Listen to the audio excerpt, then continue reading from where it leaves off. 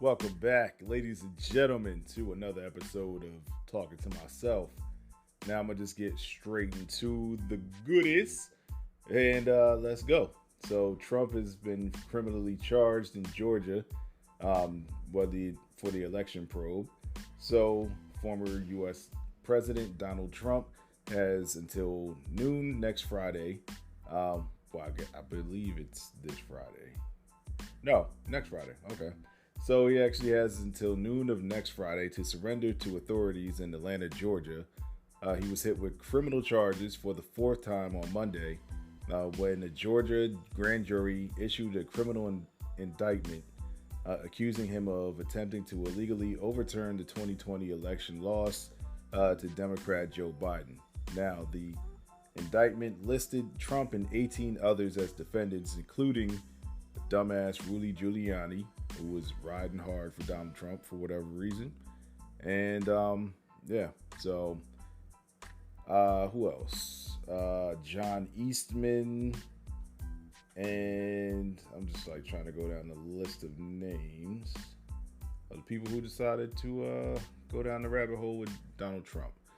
All right, so Trump, Giuliani, you got John Charles Eastman, Mark Randall Meadows, Kenneth John, I guess Cheesebro, or Chesbro, whatever the fuck his name is, Jeffrey Bossert Clark, Jenna Lynn Ellis, Ray Stalling Smith III, Robert David Cheeley, Michael A. Roman, David James Schaefer, Sean Micah Tresher Still, it's a long ass name, Stephen Cliffgard Lee, Harrison William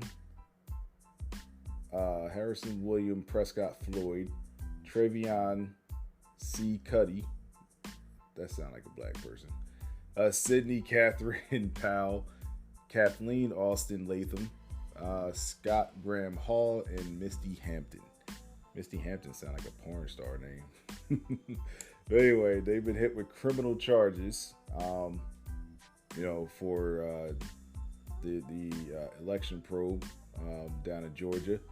So along with a total of 41 criminal counts. So it was all a part of a sweeping case brought to Fulton County District Attorney, is it Fannie Willis? It's either Fannie or Fannie Willis. Okay, so every individual charged in the indictment is charged with one count of violating Georgia's Racketeer Influence and Corrupt Organizations Act, better known as the RICO, through participation in a criminal enterprise in Fulton County, Georgia, and elsewhere to accomplish the illegal goal of allowing Donald J. Trump to thieve the presidential term of office beginning on January 20th, 2021. So racketeering is used to target members of organized crime groups and carries a penalty of up to 20 years. Now, lawyers from those named either declined to comment or did not immediately respond to the request for comment. So Trump previously denied any wrongdoing and accused Willis of being politically motivated, a criticism she rejected on Monday. Now, she said, "I make my decisions in this office based on the facts and the law. The law is completely nonpartisan. That's how decisions are made in every case. We followed the same process. We looked at the facts, we look at the law, and we bring charges." So arrest warrants have been issued for those indicted by the grand jury. Willis says she's given them an opportunity to voluntarily surrender by noon on August 25th. So I guess if they don't surrender by noon, then they're gonna have to go get them.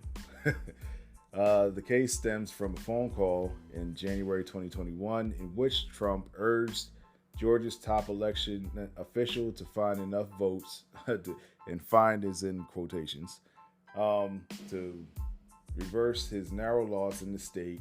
The official declined to do so. A few days later, Trump and supporters stormed the U.S. Capitol in an unsuccessful attempt to prevent lawmakers from certifying Joe Biden's victory. So The indictment also cites numbers of crimes that Trump or his associates allegedly committed, including falsely testifying to lawmakers that election fraud had occurred, and are urging state officials to violate their oaths by altering the election results. So, Trump is another public figure that got hit with the RICO over in Georgia. Young Thug and YSL, they got hit with the RICO down there as well. So, yeah, they're not fucking around down in Georgia. You know what I'm saying? Now, federal RICO law was first enacted in 1970 with the intent to target the mafia, but a number of states have their own legislation, including Georgia, which passed in 1980. Passed a law in 1980, considered to be more expansive than the federal version. So, Giuliani is, among the co-conspirators that's indicted by the grand jury with Trump.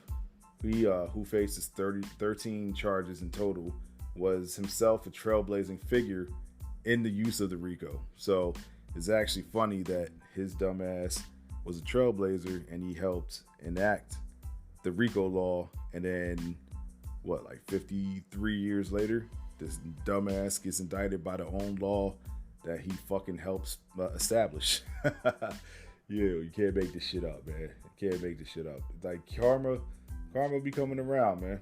Like it what goes around comes around. So Giuliani leaned on his reputation for being tough on crime when he ran for New York City mayor, including helping to incite a riot of cops against the incumbent he was challenging. In another parallel, in the Georgia investigation, the lead up to the 1993 election, when he went on to win, Giuliani's campaign, expressing concerns over voter fraud, insisted the additional police be placed at polling stations. So it kind of parallels itself. Now, with the Young Thug case, charges were filed last May, and jury selection is now underway for the Young Slime Life, which is YSL, trial, where Williams, that's Young Thug's actual real name. What the fuck is this nigga real name? I don't know. But anyway. So he's accused of conspiring to violate the state's RICO Act and participating in criminal street gang activity. So 28 people were charged in this 56-count indictment, with Willis alleging that they had decided to become involved in criminal street gang and really do havoc in our community. So the 88-page indictment refers to the several lyrics from which more than a dozen of Williams' songs, including some that are 8 years old.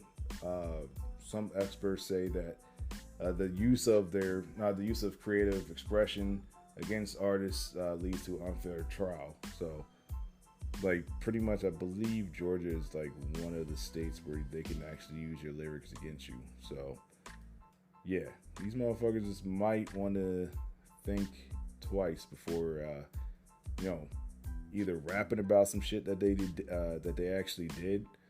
Because, I know some Chicago niggas, especially drill rappers, they will go and commit the crime, like murder, all this shit, assault, all types of shit, beating niggas up, and then actually go in the booth and rap about it. So, yeah, they're trying to use your lyrics against y'all now, rappers. So you need to be more careful and stop snitching on yourself. You know what I'm saying? But yeah, Donald Trump, this nigga thought he was untouchable, and he's getting touched, man. He's getting touched. He's definitely getting touched in New York. He's getting touched now in Georgia. So it's not looking too good for this guy legally, But the walls are closing in on him, and is closing in on anybody else who pretty much is rolling with this dude. So hopefully they get his fucking children next, because the apple don't fall too far from the tree, and it's only a matter of time before they slip up too. So yeah, that's pretty much it with Donald Trump, and we're just gonna keep up on that as soon as there's more updates in the case or whatever. But yeah, this dude, I mean, he's worth $2 billion. He's 77. I don't think he's going to see like the full 20, but there's a good chance that he actually does some jail time. He does some prison time. And I hope he does, man, because you're not Teflon, dog. You're not Teflon Don. Shit, even John Gotti wasn't Teflon Don, man. He was Teflon for a minute, but then he eventually got touched. You know what I'm saying? He died in prison. So, who knows?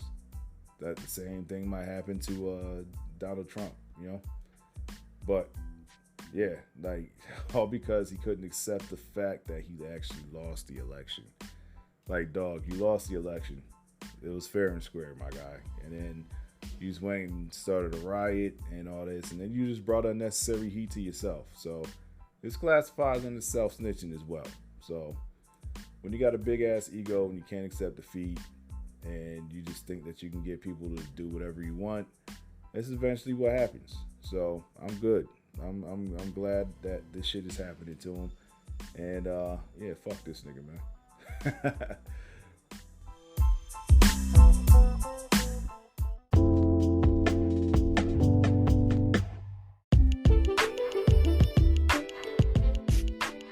Okay, so in a story I was covering previously on the previous episode, the first court date has been set for Carlee Russell on a misdemeanor charge following her staged disappearance last month. So, a few weeks ago, she finally admitted that, her disappearance was made up. It was a hoax.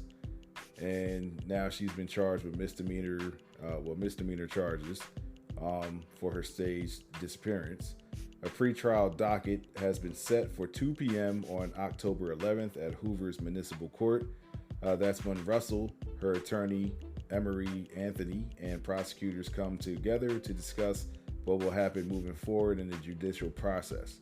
Now, Alabama Attorney General Steve Mills' office is prosecuting the case. An actual trial date has not been set, so I guess depending on what they can actually determine or work out in the previous steps moving forward, then I guess a trial date will be set if they decide to go to trial. Or I guess maybe if she I don't know, pleads guilty or something. Can she plead guilty? I don't know. I'm pretty sure she can, but I guess that's what's depending on the court date. So the court has issued an order saying no media cameras will be allowed in the courtroom, officials said on Monday. Now, Russell, who is 26, is charged with false reporting to law enforcement authorities and falsely reporting an incident. Now, both crimes are misdemeanors, 2 charges that carry $1,000 bond. Hoover Police Chief Nick Durzis said that the investigation is ongoing, but no new information has been uncovered surrounding Russell's whereabouts during the 49 hours she was missing. Now, Russell seemingly vanished, in the recap, Thursday, July 13th, after calling 911 and a family member to report seeing a child about 3 or 4 years old wearing only a diaper and walking alone a busy interstate. So the family member reported hearing a scream and then the interstate noise through the open cell phone line. So that's what started it all. And I don't know what the fuck was going through this young woman's head. If you needed a break from life, just go take a vacation or something. If you can't take a vacation, just go on a car ride. Do something. But they said allegedly this was a hoax for her to, or her plan to, I guess get her, I guess her boyfriend, because I don't know if they were actually broken up or still together or something. I don't know. But to take her back or something like that. So, yeah, this was not the smartest of plans. It really wasn't. It really wasn't the smartest of plans. And now you got legal action going on. And, I mean, it doesn't look like she'll be facing any jail time. Maybe, like, just pay, like, 2 G's.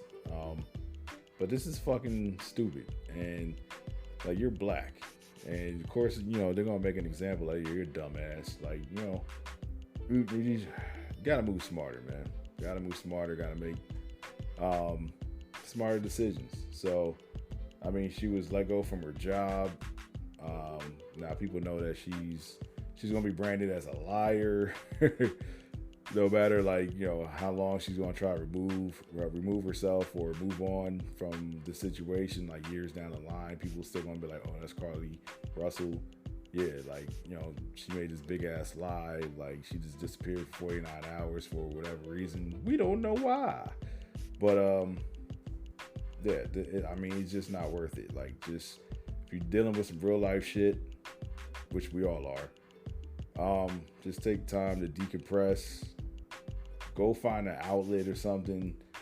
Don't stage your own kidnapping to get sympathy or whatever the fuck you were seeking, because it's not really worth it at all. And now she is the poster child for this type of shit. Yeah, but I guess, like, when her court date is set or whatever, I'll probably follow up with that news report. But other than that, that's all I really got on Carlee's simple ass.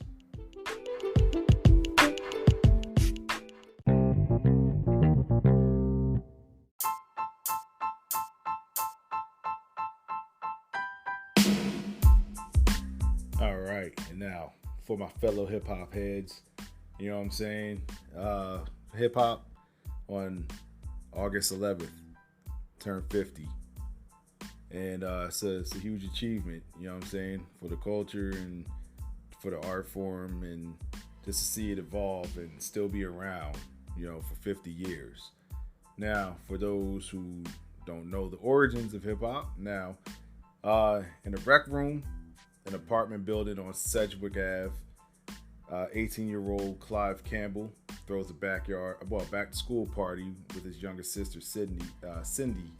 Now, Clive Campbell, for those who don't know who Clive Campbell is, well, the government name, he's better known as DJ Kool Herc, often referred to as the godfather of hip hop. You know,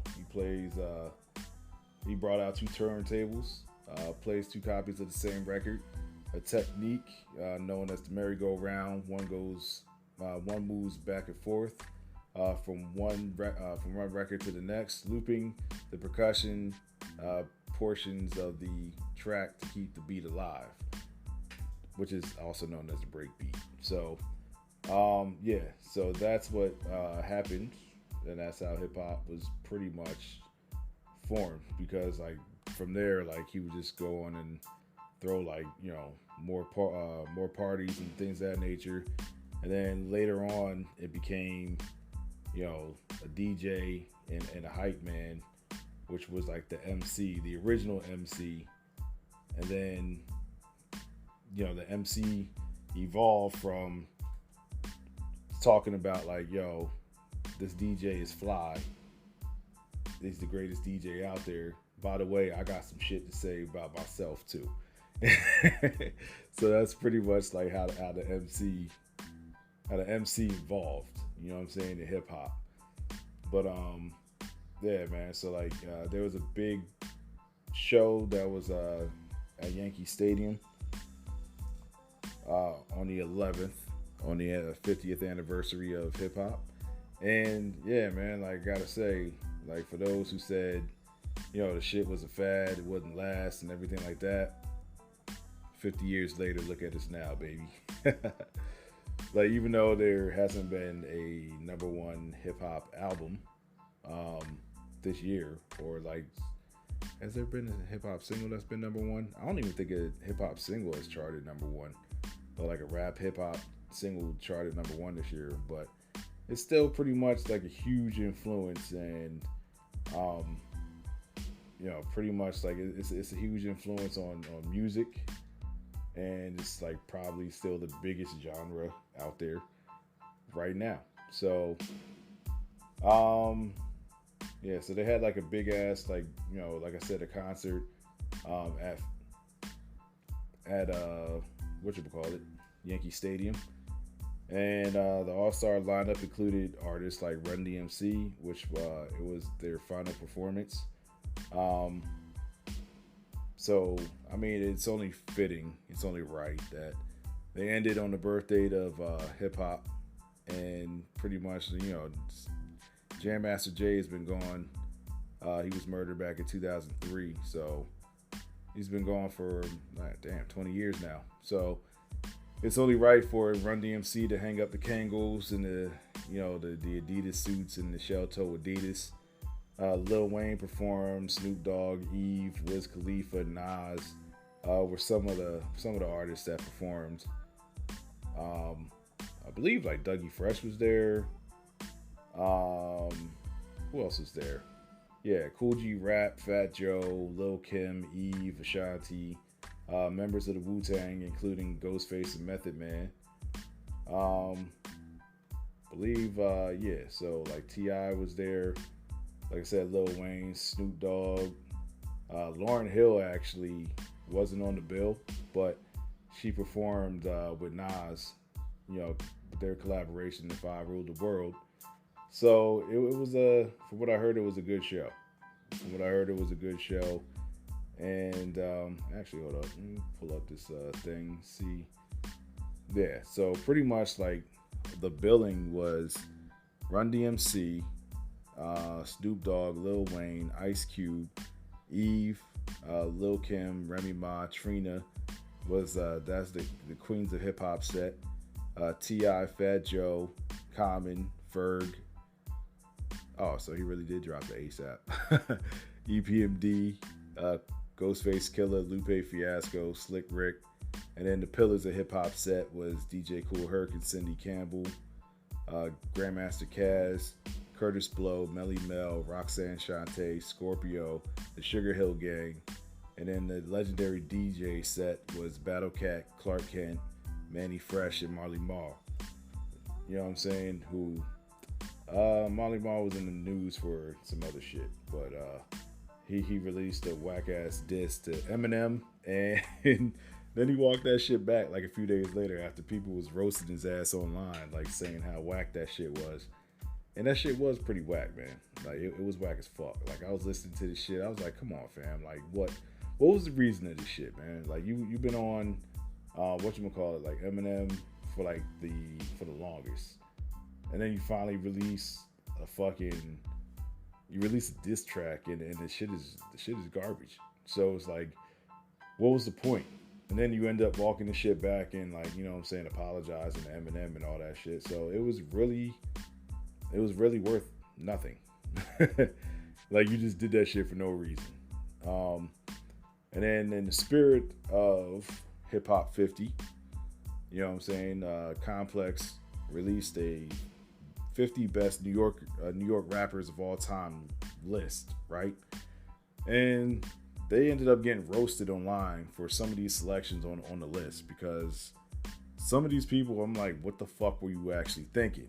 What were you thinking? But I guess like some people was added on this top 50 of all time list from New York, probably to spark controversy and clicks and likes and get engagement and all that stuff and get people riled up, which I was looking at this shit like, what the fuck? So all right, so number 50, all right, number 50 is Ice Spice. Like, come on, fam. Like, she's been rapping for like 15 minutes, my guy. 15 minutes, and she's on the all-time New York rap list. The all-time rap list from New York. Like, get the fuck out of here. Like, they say when Munch took over the streets of New York a year ago, the quicksand quality of Ice Spice's rhythm and rhyme and rhythm Like, nah, I don't want to hear none of this shit, dog. Like, talking about like she has a distinct flow, alluring, sexy drill sound, unsuspecting bars. Like, yo, she raps the same on every motherfucking song. Like, come on, dog. Like, she started rapping 15 minutes ago. How the fuck is she on there with the greats? With the greats. Motherfuckers probably. Let's see if she's even around 5 years from now, dog. That's what I want to see. Is she around 5 years from now? Can she actually put out a good album? Which is probably no, because like I said, all her music follows the same formula. It's the same flow, the same beats. Like, all them shit sound the same.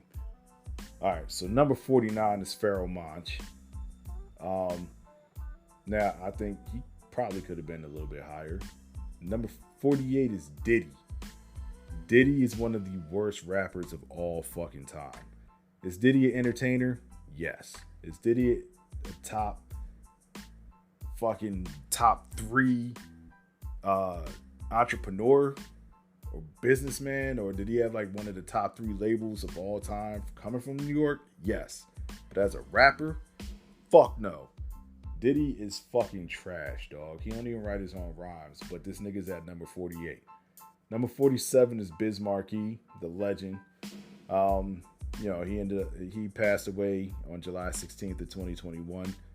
But Biz Markie was definitely a notable hip hop figure.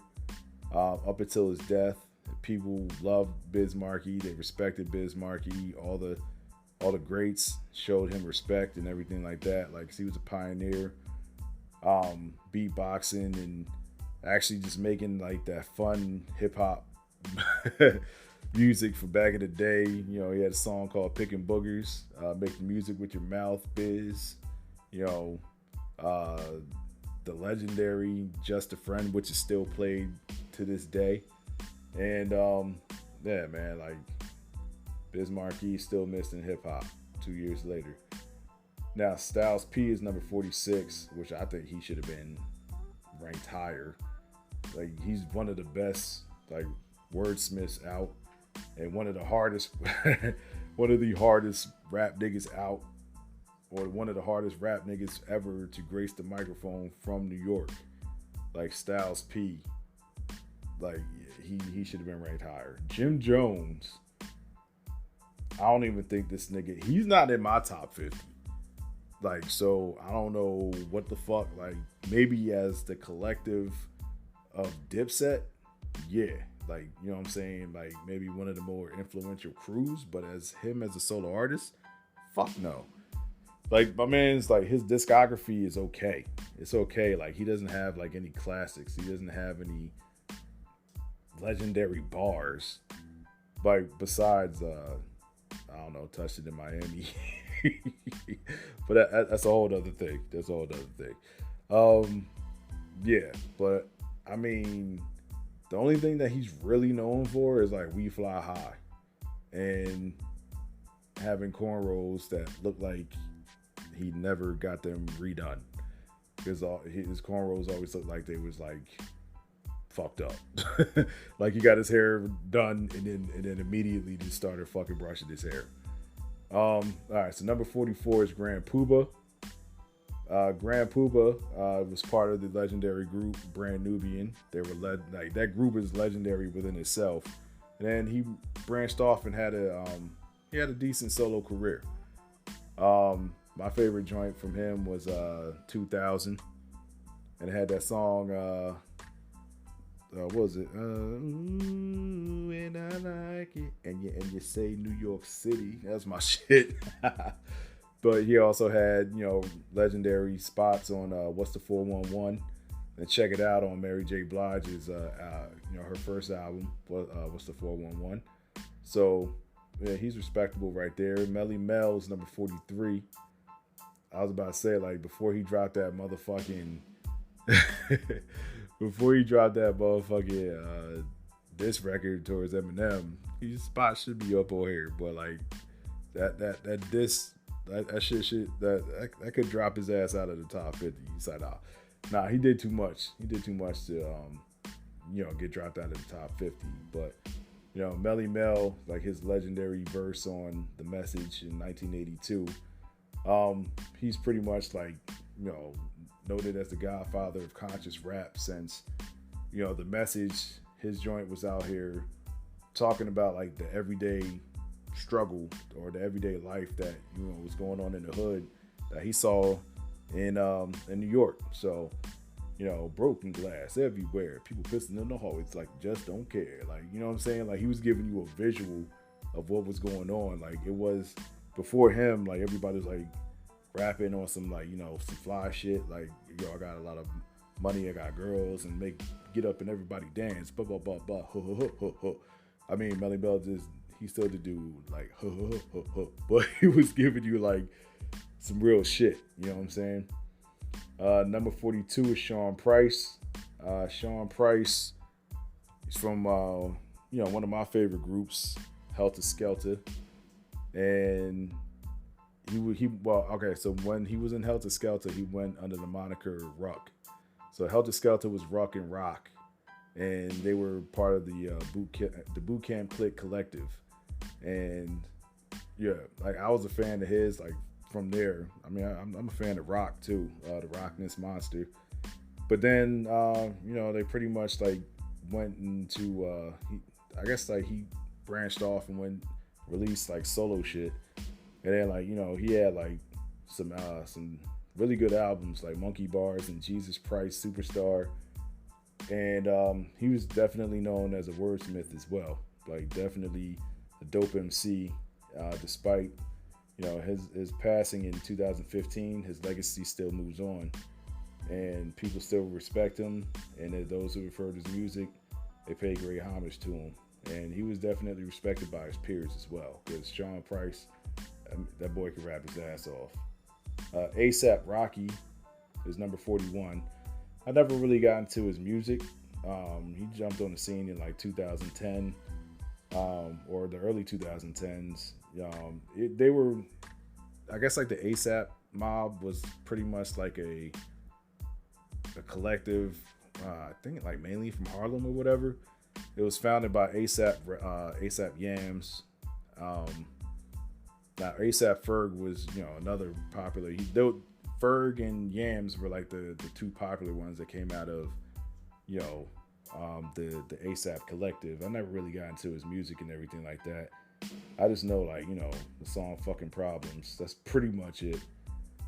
But it was just like he describes his music as like Texas trill, but he spits with a New York flow. It's like you mash like the swag of Harlem and like the chopped and screwed sound of like Houston, and like you just mash them together, and that's ASAP Ferg. Well, that's ASAP Rocky. And then also like I like his verse on what was it, Take the Will, on by Schoolboy Q. Number 41 is Kumo D. Kumo D, he actually had like legendary album like How You Like Me Now. His big, that was actually one of his bigger songs too. And then like Wild Wild West. And he actually was known for wearing it's like a black hat and like these big black shades and shit like that. And then like he had a legendary beef with LL Cool J for like a few years. And actually his classic album How You Like Me Now cements him as a legend in hip hop as well. So yeah, number 39 is Nori. Definitely came out as Noriega. Pretty much. Actually, I never knew this nigga name was Jose Luis Gotcha. But but yeah, he started off as a member of CNN with him, Capone and Noriega. And pretty much like, I mean, they were a dope ass group too. They should have been bigger than what they were, but Capone had got locked up, and then Noriega pretty much was forced to go solo. came out with his debut album, Nori. I believe that was like 98, 99. And that spawned some singles, Super Thug, Banned from TV, which is my shit. And then the fun fact about that was like I didn't even know, like, so after all these years, like the beat for Banned from TV, Swiss said that's not even the whole beat. Like that was just the intro. But he ran to the bathroom or something like that. Like they was in the studio. All the people that was on it, like Nature, Noriega, The Locks, Cameron, and Big Pun.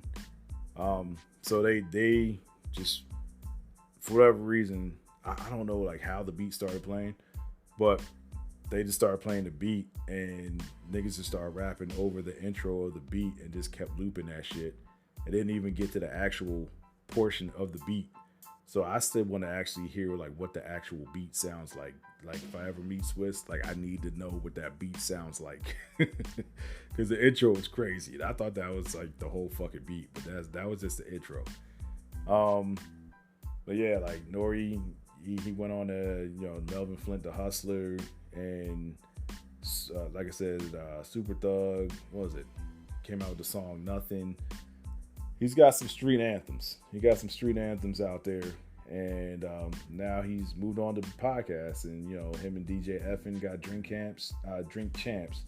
So pretty much, he's just out here pioneering in the podcast world, following in the steps of Joe Budden with his podcast and everything like that. So he's still a fixture in hip hop, and he's still out here. Number 38 is MC Lyte, the East Flatbush rap veteran.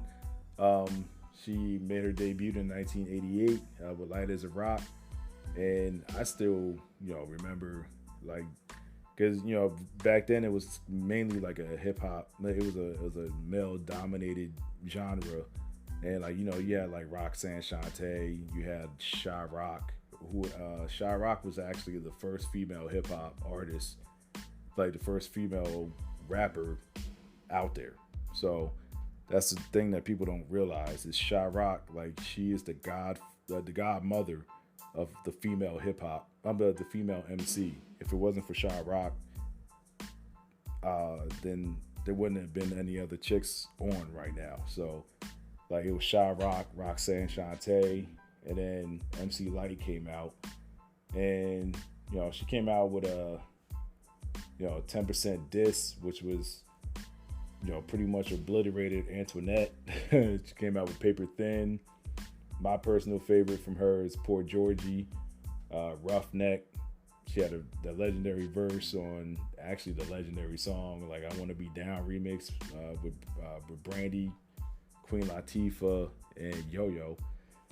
Now, yeah, so pretty much I still rock Cold Rocker Party from 96. I still rock that shit to this day, dog. And then MC Lyte, like she's still she out here. You can catch her acting, you can catch her like doing voiceovers and stuff like that. Like, so she's still out here, still making her presence known.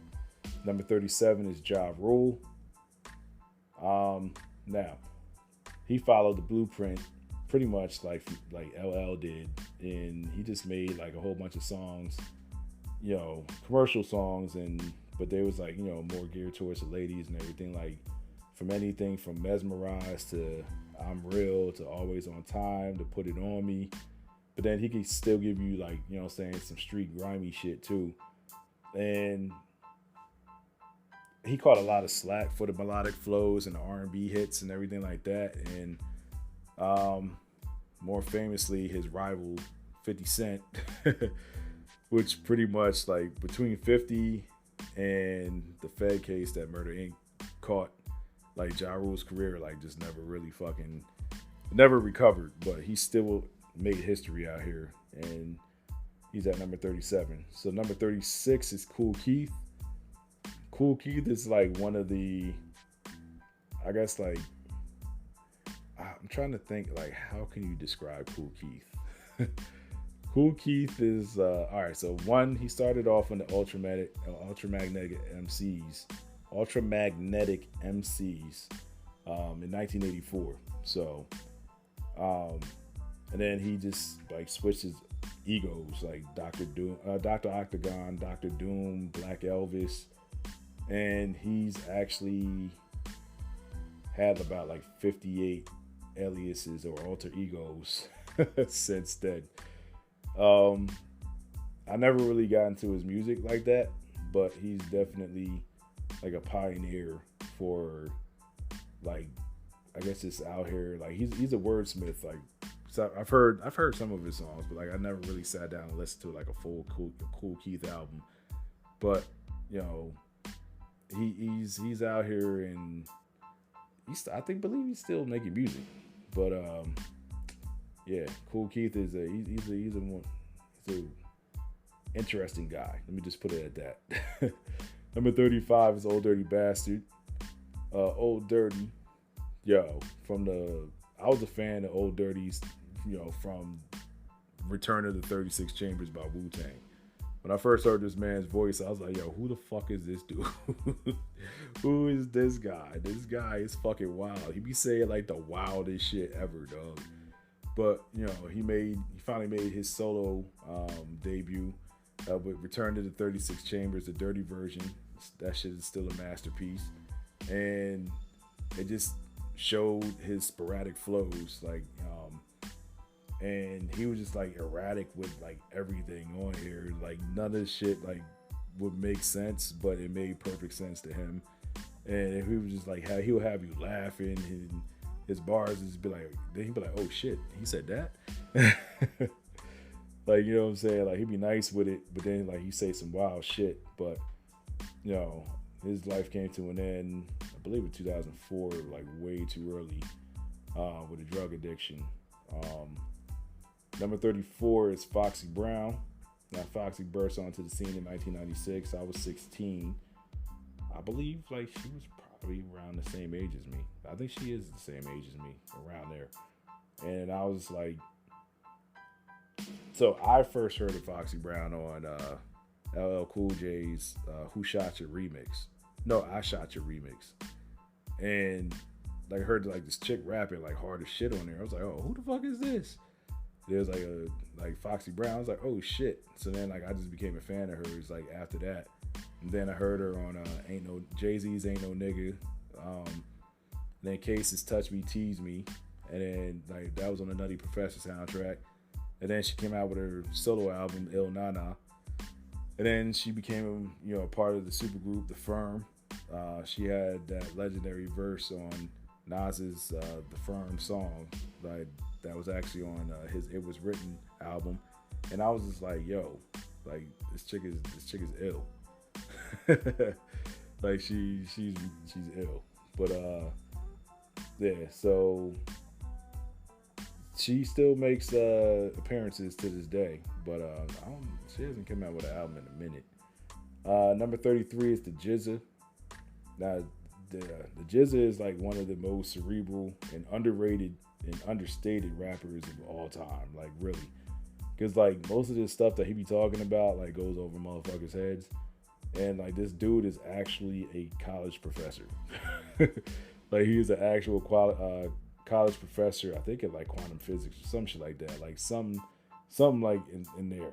But he's like one of the smartest rappers of all time, and he dropped the classic Liquid Swords, I believe, in '96, and he's like one of the most celebrated rappers out of the Wu-Tang Clan. And this dude is straight nasty with it. I think he should have been rated a little bit higher. But number 32 is Fabulous. Now, Fab is like he's had an interesting career because like he's been a mixtape rapper, he's been a mainstream rapper. He had his debut album Ghetto Fabulous in the early 2000s. Had Superwoman, Can't Deny It, Youngin, Into You. No, I think Into You might have been on the second album. But anyway, the general consensus with Fab is like his mixtapes are better than his commercial albums, which I kind of gotta agree. Like the Soul Tape series, fucking masterpiece. Like I listen to his mixtapes more than I actually listen to like his actual studio albums. Number 31 is Fat Joe. What can I say? Uh, I've been a fan of Fat Joe since I heard Flow Joe, and that was back in like '93, I believe. Like it was like the early '90s. So, but it's like seems like every damn year, like Fat Joe comes out with a fucking with an anthem. From What's Love to Lean Back to Make It Rain to All the Way Up. Like, you know what I'm saying? Fat Joe's got some joints. He's got some joints, man. So I'm good with him being the number 31. Number 30 is Cool G Rap. Now, Cool G Rap is like actually considered like, I guess like one of the pioneers of mafioso rap. And he heavily influenced Jay-Z. He heavily influenced like Notorious B.I.G., Raekwon, Nas. Like, yeah. So he was like the godfather of that shit. And like he dropped a legendary album with Wanted Dead or Alive. And he was a member of the Juice Crew. And yeah, like Cool G Rap was a force to be reckoned with in his heyday. Big L's number 29. Big L, now his life was cut short at a young age because he was shot and killed. But he actually had he had records like Put It On, Ebonics, 98 Freestyle. He actually died before his actual first album came out. But yeah, Big L, he was a monster, man. Like if you listen to like his freestyles or you listen to like his guest appearances, like that boy is a problem. He was definitely a monster. A legendary freestyle that he had was on the Stretch Armstrong and Bobbito show, like alongside Jay-Z. That shit was legendary. People say that he outspit Jay-Z. I like both of them on that freestyle, but people was like, he outspit Jay-Z. So yeah, that Big L was a problem. So his former Children of the Corn running mate is number 28, Mace. Mace and Betha. Mace could have been actually bigger than where he is now, because like he really dropped like a dope ass album with Harlem World, which was his debut. And by the time he went to go drop his second album, like I don't know if he had a falling out with Diddy or he also found God and everything like that. So he really didn't want to be in the music industry. So he dropped like a really whack album with Double Up, and then he just disappeared from the music industry for a minute. And then he came back, tried to sign a G Unit, but Diddy wouldn't let him sign with 50, and now he's back beefing with Diddy. Number 27 is Pop Smoke. Now, how the fuck is Pop Smoke? Like, his music was okay, but how the fuck is this nigga so high on the list? How? Okay, it's like my man. It's like he did like the Brooklyn. Like he's from Canarsie. He did like the Brooklyn drill rap. Which the sound migrated from Chicago and came over to London by way of London. Yeah, it's drill rap went from like Chicago to London, and then it came over to New York. So then New York put like their own little spin on it, with their drill music. And like really, like New York drill music is the popular drill music that's played on the radio now. But like pretty much like I believe like all his albums came out posthumously. It was Shoot for the Stars, Aim for the Moon. I think he came out with another album or something like that, but he wasn't out that long for him to be at number 27 on this list. Like he shouldn't even be in the top 50 if you ask me. Like that's dead ass.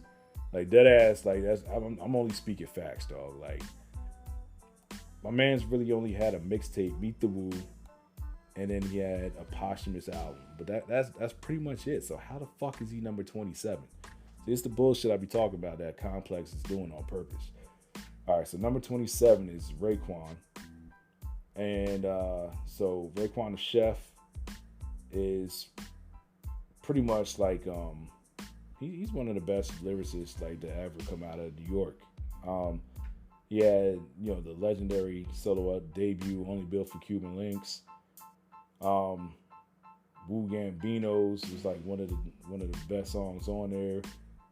Uh, his work that he did with Wu Tang, but that with all their albums, all his solo albums and everything like that, like he should be ranked higher on this fucking list. Like Cardi B is number 25.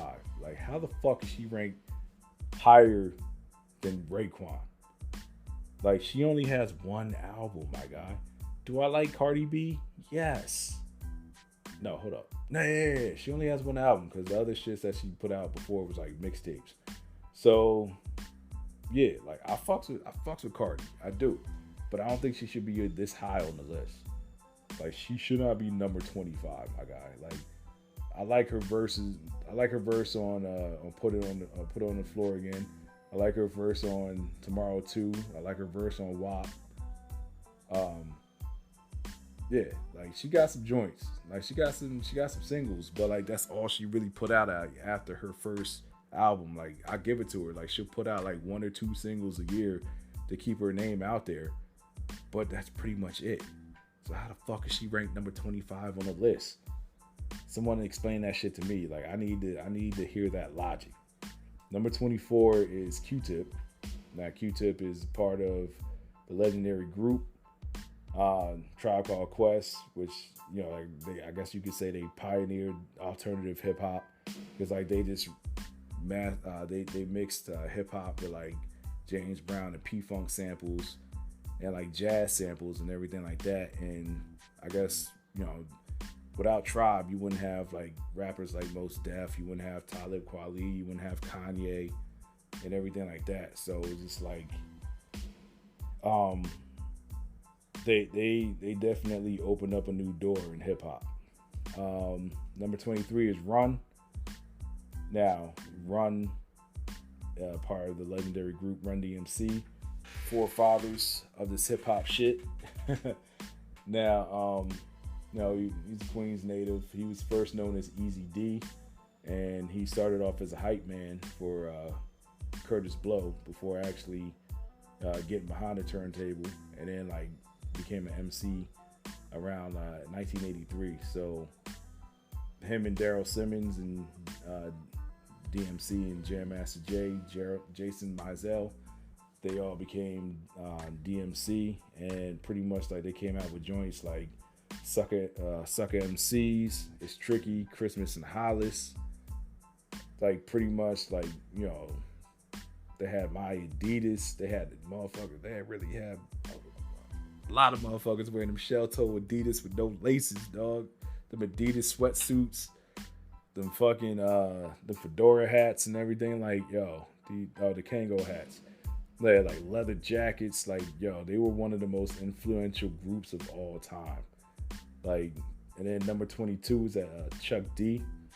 Now Chuck D was like a combination. He was like the hip hop version of Malcolm X. Like. Like he was like the serious one of he was the serious one of Public Enemy, and then like Flavor Flav was like I wouldn't want to say court gesture, but he was like the regular nigga of the group, and like hype man, and then Professor Griff was in that group too, and pretty much like. They revolutionized the rap game because like they became like political. They showed you like there's a political side to hip hop, and they would actually like blaze the trail for like Ice Cube and Tupac. And my man's even told Elvis to go fuck himself. Like he birthed the conscious rapper, like, or Melly Mel birthed the conscious rapper, and then I want to say like Chuck D, like he actually like took it to a whole new level.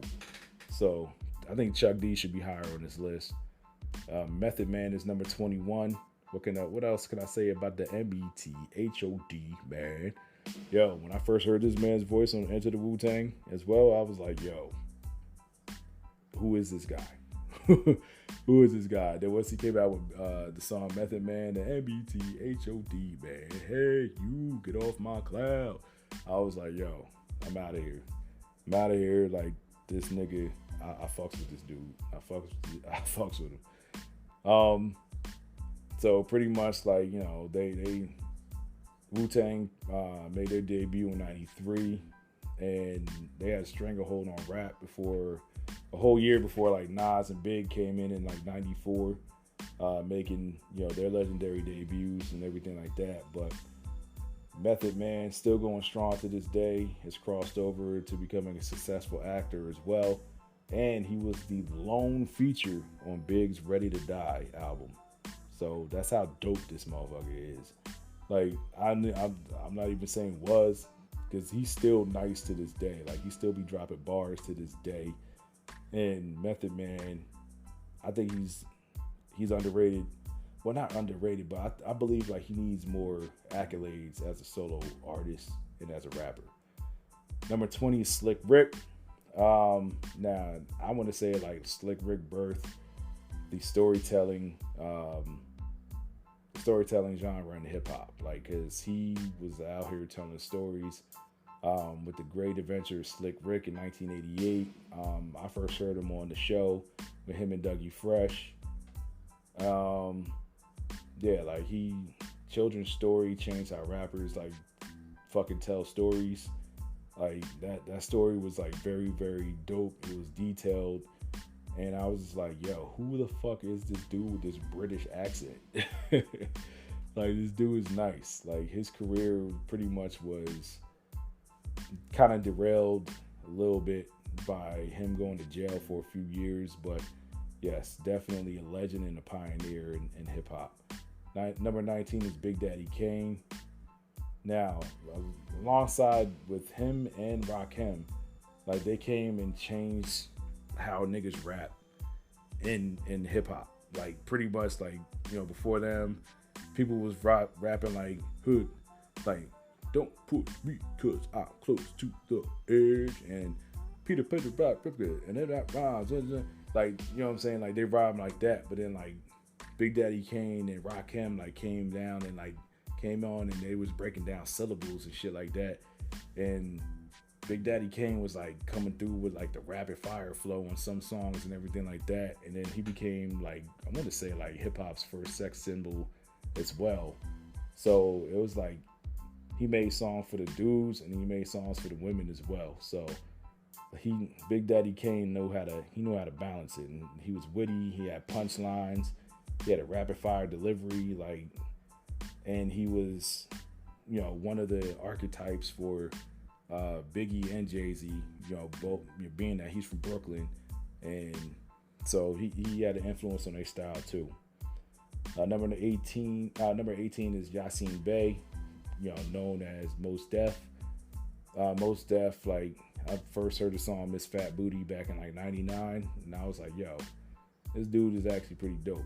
And his debut album Black on Both Sides was pretty much like, I would say that's a classic. It's a classic album.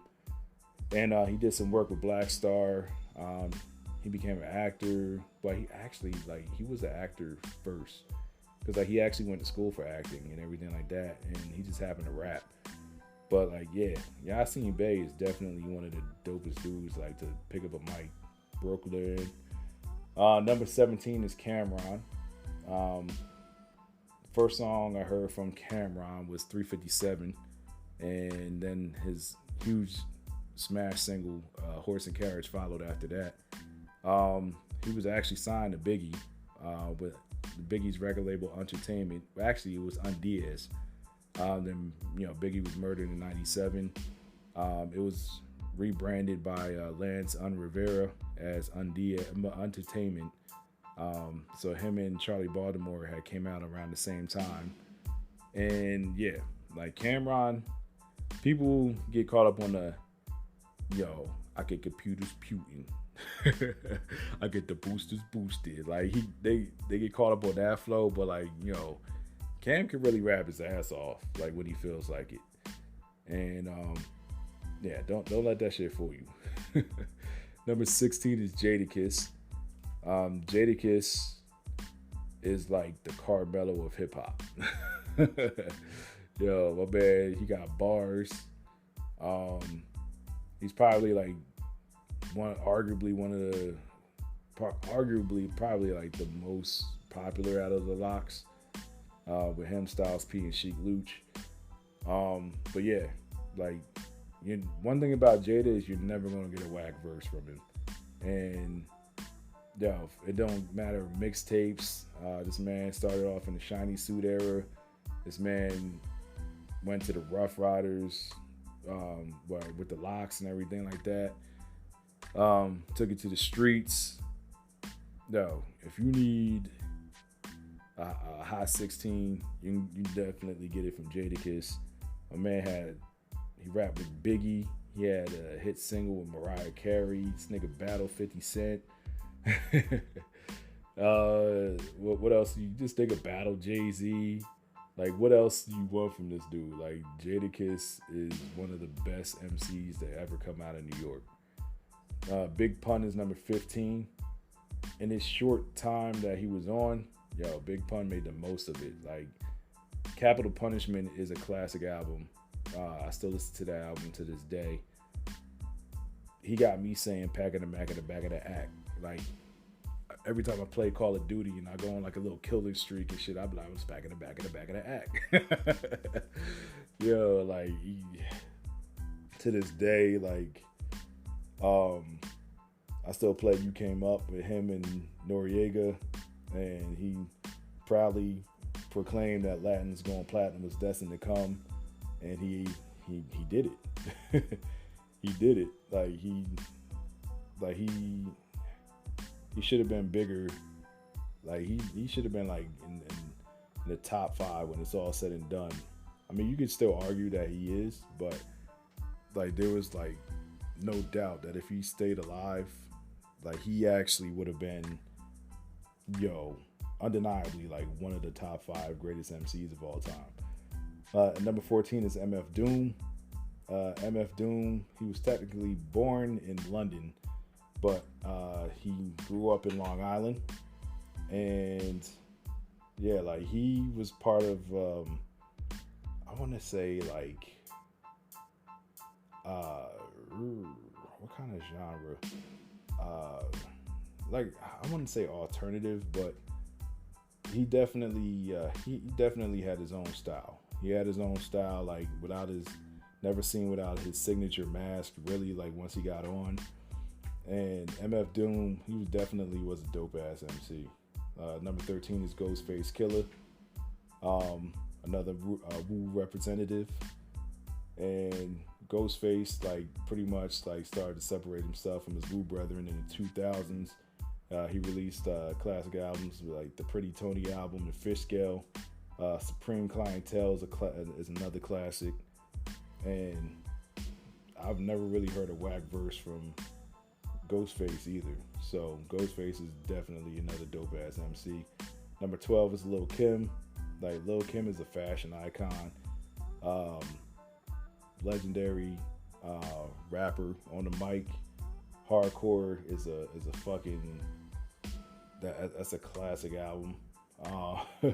She had that legendary pose, but her legs propped open on that poster. I'm pretty sure it's like mad young niggas around my age jacked off to it. Like she definitely, like Big was pretty much like a key proponent to getting her started with her rap career. Then after Big died, like she just continued to take her career to a whole nother level. And like Lil Kim she's a fucking pioneer in this game. Number 11 is Prodigy from Mobb Deep. Prodigy was out. He was out spitting these bars, man. Like the first solo song I heard from him was "Keep It Thorough," and I was like, all right, he's doing it. He's still dope as fuck as a solo artist. And then on top of the Mobb Deep albums with him and Havoc, like definitely got bangers. And No, he's sorely missed too. He passed away like a few years ago, and yeah, rest in peace, P. KRS-One is number 10. The teacher, and he's still teaching motherfuckers to this day. Had the legendary beef with MC Shan. He said the bridge is over.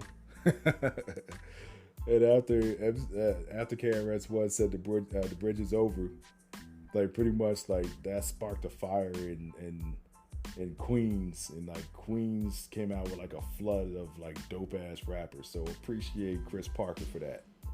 Like he inspired like mad Queens rappers to come out and step their game up, and a Bronx MC inspired a whole bunch of Queens rappers. Number 9 is Busta Rhymes. Started off with Leaders of the New School, and in '96 went solo. And after like Leaders of the New School broke up, came out with the classic album The Coming. Yo, Woo Ha, Got You All in Check. That shit had me in a motherfucking chokehold. I ain't even go front. Then he followed that shit up with When Disaster Strikes, the massive single Put Your Hands Where My Eyes Can See. Like Busta is another one. He got joints. Like my man got anthems. He got classic joints. Like Give Me Some More, the classic album. Extinction Level Event. Like I Know What You Want with Mariah Carey. What It's Gonna Be with Janet Jackson. Look at Me Now. His legendary verse or Chris Brown's Look at Me Now. Like Busta has reinvented himself, and he's shown that he ain't going nowhere anytime soon. Number 8 is DMX. Rest in peace, Earl Simmons.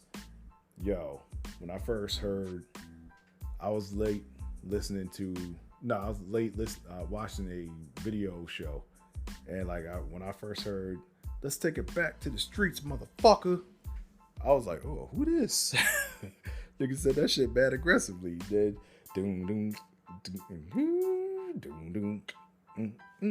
where my dog's at? We right here, dog. I've been a fan ever since that, yo. I've been a fan ever since that. It's Dark and Hell is Hot was easily like one of the easiest albums I've spent my money on. As soon as I found the release date for that shit, I was like, here, take my money. That shit had Rough Riders Anthem, Get At Me Dog, How's It Going Down, Stop Being Greedy, Niggas Done Started Something, classic joints. And then he followed that shit up like 6 months later with Flesh of My Flesh, Blood of My Blood. And then it was X. He had like a run where he had like 5 number 1 albums. Were his first 5 albums. Like that's an ill ass fucking run. That's an ill run. And have 2 number 1 albums in the same year. I have yet to see someone do that yet. Like he's inspired rappers like the late Pop Smoke, and now Scarlett. Scarlett is like the female X, if you will. Like, you know what I'm saying? Like, so yeah, like he's been gone for 3 years, and rest in peace, DMX, man. Number 7 is Nicki Minaj. I have not listened to anything really from Nicki Minaj's discography, so I can't tell you shit about her discography besides like her debut album. That's about it. It's debatable that she's in like the top 10. 50 Cent is number 6. Yo, 50 had a hell of a mixtape run, and like he had like arguably like the hottest debut, like with the buzz and like the actual album coming out, Get Rich or Die Trying. Like he sold 12 million albums, I believe, with his fucking first album, and then put on G Unit, and now he's turned into a television mogul. Like, you know, one thing about it is he reinvented himself, and right now he's on a Final Lap tour, and yeah, 50's out here doing it, man. Brought us shows like Power, BMF, You know what I'm saying? So 50's actually, he's doing it. He's a very smart businessman. Number 5 is LL Cool J, James Todd Smith, arguably the first rap superstar, like the first superstar in hip hop. Like he had got classics like I Can't Live Without My Radio, Rock the Bells, and then turned Rock the Bells into his own fucking radio station on Shade 45. No, on not Shade 45, on Sirius XM Radio. Got classics. Mama Said Knock You Out. I wouldn't call Headsprung a classic, but he got that fucking, they call me Big Ellie. He got songs for the ladies, you know what I'm saying, doing it. I Need Love, All I Have, Paradise. Like LL was Drake before Drake. Drake, he opened the door for like niggas like Drake and fucking Ja Rule and all these other dudes that make songs like that appeal to ladies as well. LL started that shit. He's the first pioneer. He's the first superstar of rap, arguably between him and Curtis Blow. Now number 4 is Rakim, the R, Rakim Allah. Yo, he's like your favorite rapper's favorite rapper. like dead ass. Like, yo, for real. Like Jay-Z, Big, Nas, like all these dudes was DMX. Like they all studied the flow of the God. You know what I'm saying? The God MC. Like him and Eric B. The sophomore debut, the sophomore album, Don't Sweat the Technique. Paid in Full, their debut album. Rakim's like solo joints. Like, yo, the God got bars, man. You know what I'm saying? And he's definitely in the top 5. Now, number 3 is Nas. Nas's career is like, it's very interesting. So, his debut album, Illmatic, came out in 94. Then in 96, he came out with It Was Written. Then he came out with I Am. And then came out with Nostradamus. So around the time Nostradamus came out, they tried to say like Nas was falling off and everything like that. Jay-Z started a beef with him. He came out with Stillmatic. Nigga came out with Ether. Back Jay the fuck up. He basically kind of packed Jay in a nice box. Put this nigga on the side. It was like, yo, chill. Like pretty much like. Then had a career resurgence, and then now he's like on another career resurgence with the King's Disease trilogy and Magic 1 and 2. So he's been on a hell of a fucking 5-album run these past few years. Like my man's like 20 plus years deep in the game, and he's still nice with it. You know what I'm saying? Collaborating with younger artists, and you can still tell that he has a love for rap. Like he loves rapping. Like he loves listening to Nas it's amazing. Like Nas, I mean, on any given day, the top 3, I can interchange the top 3 any given day how I'm feeling. So number 2 is the Notorious B.I.G. Biggest Smalls, baby. It's my favorite rapper of all time. He only had 2 albums because, he was murdered at 24 in 1997. But there were 2 classic albums. Like this nigga debuted his career with 2 classic albums. Ready to Die and Life After Death. Then he had, smash hits with his rap group that he put together, Junior Mafia, which was like his homeboys, and Lil Kim. With Lil C's, Lil Kim, and the other Mafia members. Like they had Junior Mafia, but they had Players Anthem and everything like that. Like they still had some hits too. Get Money, and Big, his influence is felt on the game to this day as well. So rest in peace, Big. Still my favorite rapper, man. And number 1, Jay-Z, Jigga Man, Hove. I would say like pretty much like Jay's career is interesting as well because he went from like the rapid fire flow from like the early '90s, and then he reinvented himself. Came out with his debut album, Reasonable Doubt, in '96, and he's been off and running since. I think like the majority, like every single album that he's put out, debuted at #1, and he's become hip hop's first billionaire. So can't deny him with that as well. And put out a classic album, 444, a few years ago, showing that he still has it. He said he actively isn't looking to record new music, but you never know when the inspiration is going to hit. But pretty much, even if we don't get another album from Jay, I mean, like I said before, in this top 3, I can rotate them at #1 on any given day, and depending on how I'm feeling and everything like that. So, yeah, that's pretty much the list for Complex, man. But there's some people on there who I felt shouldn't be on there, but there's some people who should have been ranked higher, and there's some people who should have been where they are. So, I don't know, man. What y'all think about this list?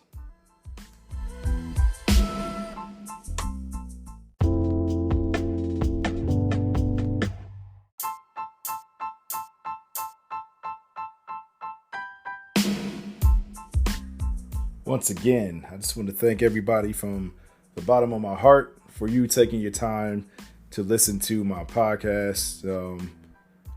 All the episodes that I put out. If you've been rocking with me since the beginning, I appreciate you. I thank you. And I just hope that everybody continues to work towards their goals and their dreams. And I hope that everybody hits their goals and dreams or comes as close to it as possible. I hope everybody stays safe, everybody stays healthy. Thank you for rocking with your boy, and I'll see you next episode. Thank you.